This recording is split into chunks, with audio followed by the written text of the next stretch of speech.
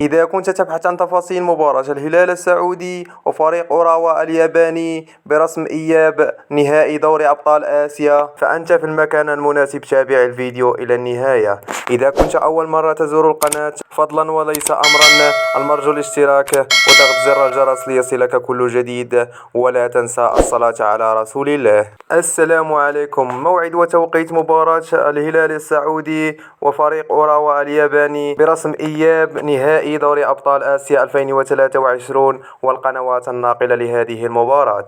وبعد تعادل الهلال السعودي مع ضيفه أوراوا الياباني في السعودية في مباراة ذهاب نهائي دوري أبطال آسيا 2023 بهدف لكل فريق، ويستقبل فريق أوراوا الياباني على ملعب سيتا فريق الهلال السعودي برسم إياب نهائي دوري أبطال آسيا 2023، وذلك يوم السبت الموافق 6 ماي 2023. وستنطلق المقابلة على الساعة 11 بتوقيت المغرب الجزائر تونس، وعلى الساعة 12 ظهرا بتوقيت مصر، وعلى الساعة 1 زوالا بتوقيت السعودية العراق اليمن.